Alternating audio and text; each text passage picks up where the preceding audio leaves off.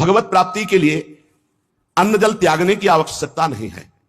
बहुत बड़े महापुरुषों के वचन ध्यान से सुनना। अन्न जल का त्याग कर देने से भगवान के दर्शन नहीं हो सकते। अगर होते तो चलो भाई अन्न जल का त्याग कर दो तो भगवान मिल जाए, ऐसा नहीं है।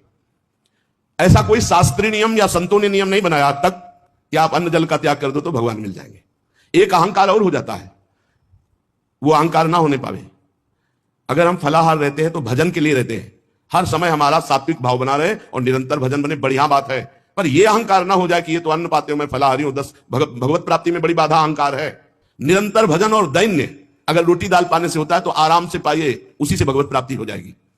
श्री भगवान की कृपा भजन से अनुभव में आती है, अन्न जल त्यागने से नहीं।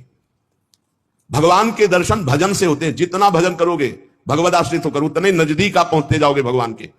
एकादश स्कंद में नौ योगेश्वर जन कहते हैं जैसे भूखे आदमी को एक एक कवल भोजन तो तुष्टि पुष्टि सुधा निवृत्ति होती जाती है, ऐसे ही एक एक भजन एक एक नाम जप संसार से वैराग्य, स्वरूप का ज्ञान और भगवान से प्रेम, ये एक एक भजन में होता जाता है। तो अब जैसे कई दिनों का भूखा है, 1-2-4 कवल पवा के रोक दो तो कुछ अनुभव नहीं होगा और भूख व्याकुल। ऐसे ही 2-4 माला कर लिए आप, काम वो भी हो रहा है 2-4 माला से ही, लेकिन आपको अनुभव नहीं होगा। अनुभव होगा जैसे वो आधा पेट भोजन कर ले और फिर स्वाद से खीर का सब्जी का अलग अलग आएगा, इतना भूखा कि पहले आधा पेट हो जाए। ऐसे ही हमको कम से कम 12 घंटा भजन में व्यतीत हो, तब हमारी समझ में आएगा कि नाम का स्वाद क्या है। एक एक नाम संसार से वैराग्य, भगवान से प्रेम और स्वरूप का ज्ञान प्रतिपल करा रहा है। पर बोध तब होगा तब कम से कम 12 घंटा भजन 24 घंटे में होने लगे। और जिनका 24 घंटे भजन होता है, ईमानदारी से जिनका 24 घंटे चिंतन होता है, उनको कोई प्रश्न नहीं रह जाता, उनकी कोई चाह नहीं रह जाती, उनकी कोई कामना नहीं रह जाती। अपने आप भगवत साक्षात्कार, अपने आप तत्व ज्ञान होने। भजन में बहुत बड़ा बल है।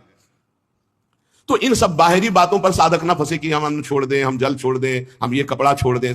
सर्दी है, चिंतन हो रहा सर्दी का, अरे चाहे टाट मिले चाहे कंबल तत्काल ओढ़ लो, चिंतन सर्दी का ना हो। प्रिया प्रीतम को खास बात यह है, भूख लगी है जो मिले नमक रोटी खाओ, इसको शांत करो और चिंतन प्रभु का करो। चिंतन रोटी का हो रहा है, चिंतन कपड़ा का हो रहा है, चिंतन भोगों का हो रहा है, वो बात नहीं। ये बात बिल्कुल परमार्थ में शास्त्र सम्मत। हमारा चिंतन नहीं होना चाहिए जागतिक भोगों का।